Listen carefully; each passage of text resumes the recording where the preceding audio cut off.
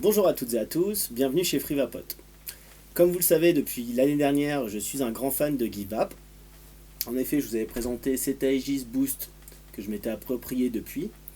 Attendez, je vais faire de la place. Vous en faites pas, il est étanche. Donc, voici mon nouveau pod GiveUp, l'Aegis Boost Pro 100 watts. Je vous laisse apprécier son look, qui est bien plus abouti. Les matériaux utilisés, alliage de zinc, le silicone et l'aspect cuir, ça semble parfaitement pour vous offrir un pod robuste et étanche, bénéficiant de la norme IP67. C'est du solide. Voyons tout de suite ce que ça donne avec une bonne barre.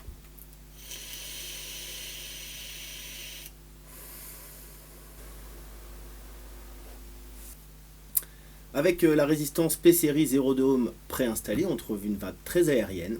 La production de vapeur est abondante.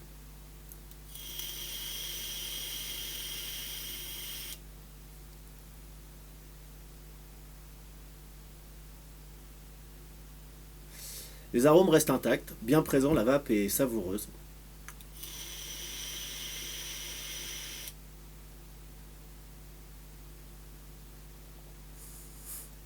Il n'y a pas à dire, hein, j'aime vraiment cette 0,2 ohm grosse vapeur. Mais il ne faut pas oublier que vous trouverez aussi dans le kit fourni une 0,4 ohm davantage typée saveur et un peu moins aérienne. Vous l'aurez compris, le pod du kit est vraiment dédié à la grosse vapeur. Pour celles et ceux qui aimeraient une vape un peu plus serrée en inhalation indirecte ou directe restrictive, GeekVap a pensé à vous en entretenant une parfaite compatibilité du pod de l'Aegis Boost Plus avec cet Aegis Boost Pro. Ces résistances GV Boost de 0,4 ohm allant de 25 à 35 watts et 0,6 ohm allant de 15 à 25 procurent des tirages plus serrés et une consommation moindre. Les drip tips plus petits et qui laissent le choix entre plat ou un rond sont également adaptés à ce style de vape. Voyons ensemble, il suffit de démonter le pod et de le remplacer par celui-ci. N'oubliez pas de régler la valeur. Pour une 0,4 ohm en l'occurrence, je descends à 30 watts. Testons tout de suite.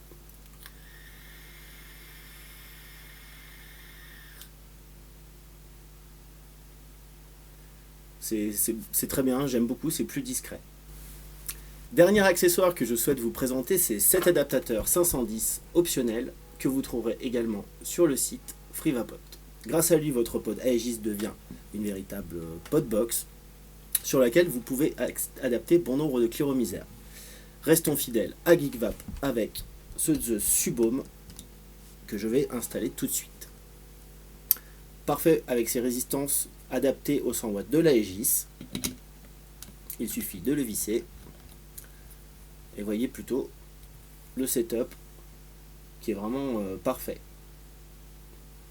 N'oubliez pas de régler la puissance. En l'occurrence, on va régler à 60 watts. Et on va tester tout de suite.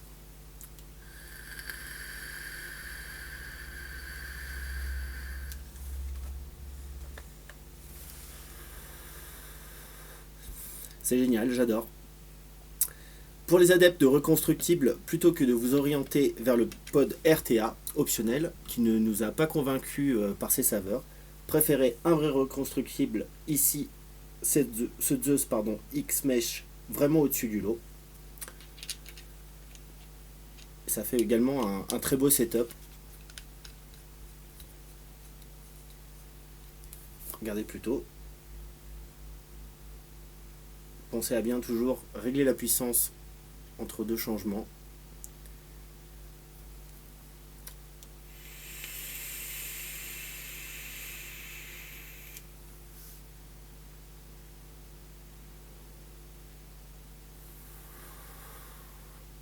Le top. La prise en main est très confortable.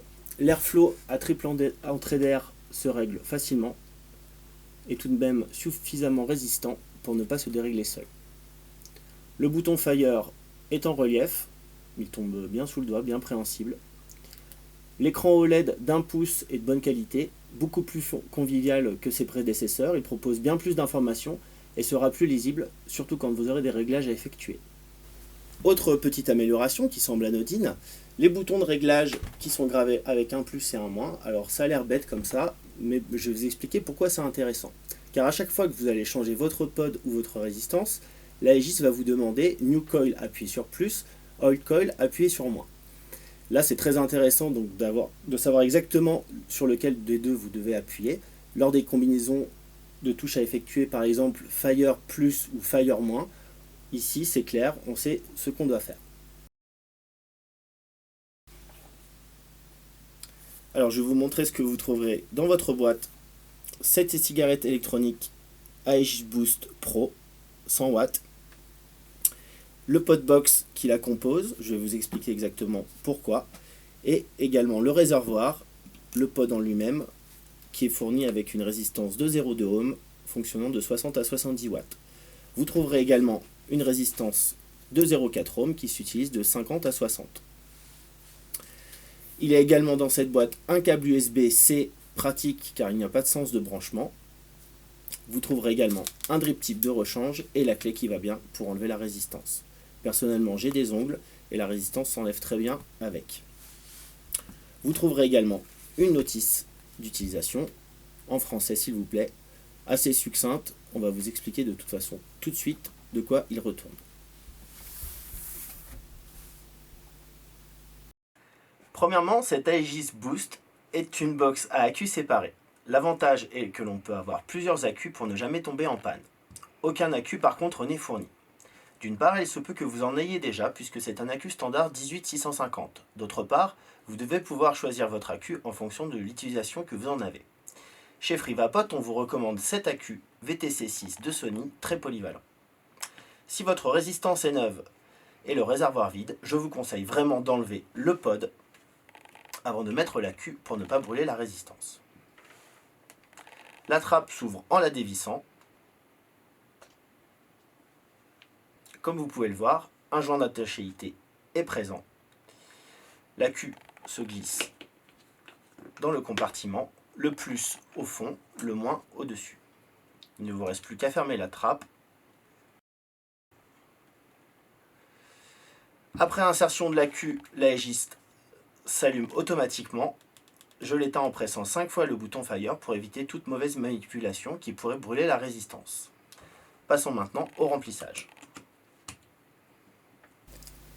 Pour ce test, j'utilise un e-liquide gourmand Nougat de French Cancan, un 50-50 sur base 100% végétale, idéal avec ce pod.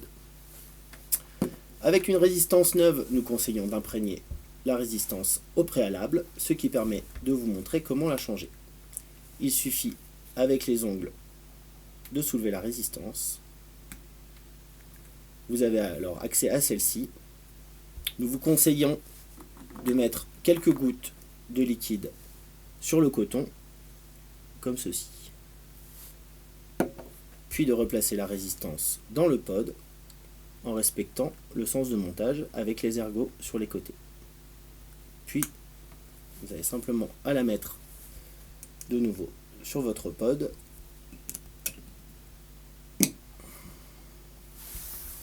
Le remplissage se fait par le haut, ouvrez l'opercule, et insérez comme ceci. N'hésitez pas à y aller franchement, la contenance est de 6 ml, une belle autonomie. Pour la présentation des différents modes de fonctionnement, je vous laisse entre les mains expertes d'Alex. Merci Yann et bonjour à tous. Classiquement, cet Aegis Boost Pro s'allume en pressant rapidement 5 fois le Fire. Ceux qui connaissent l'Aegis Boost remarqueront tout de suite un écran plus lisible et plus complet. On accède aux différents modes en pressant 3 fois le Fire. Le bouton bascule plus-moins permet alors de cycler parmi les modes. Une fois qu'un mode est choisi, ici la puissance variable, on patiente quelques secondes pour que le choix soit validé. Le bouton plus-moins permettra alors d'effectuer le réglage principal du mode, ici la puissance. Si l'on active de nouveau le menu mode par 3 clics, on navigue parmi les options en pressant une fois le Fire. On peut modifier la valeur de la résistance. Personnellement, je n'y touche jamais, je fais confiance à la détection de la box. On peut également mettre à 0 le compteur de bouffée. La Boost Pro ne dispose pas des habituels preheat. On arrive facilement à un résultat similaire mais plus précis en utilisant le mode VPC. Ce mode permet de définir la puissance utilisée seconde par seconde. Il suffit de définir une puissance légèrement supérieure ou inférieure pour la première seconde pour obtenir un préhit. Ce mode permet bien sûr également d'utiliser des puissances différentes pour chacune des 5 premières secondes et donc de dessiner sa propre courbe de puissance. Au-delà de 5 secondes, c'est le dernier point réglé qui reste actif. Comme son nom l'indique, le mode bypass passe outre tous les réglages de l'électronique. C'est l'intensité correspondant à la charge de l'accumulateur qui est utilisée. Je vous recommande donc d'utiliser la loi d'Ohm et ses dérivés pour connaître la puissance générée par ce voltage et la valeur de la résistance. Cette Aegis dispose également d'un mode température contrôle dédié aux résistances SS. Pour tous les autres fils, on utilisera le mode TCR. Comme toujours en mode TC, on verrouille la valeur de la résistance lorsqu'elle est froide. Le verrouillage s'effectue en sélectionnant la valeur de la résistance et en pressant le bouton moins. On peut également régler à sa convenance la puissance utilisée pour amener la résistance à la température désirée. Finissons par un tour rapide des fonctionnalités sans rapport avec les modes de fonctionnement.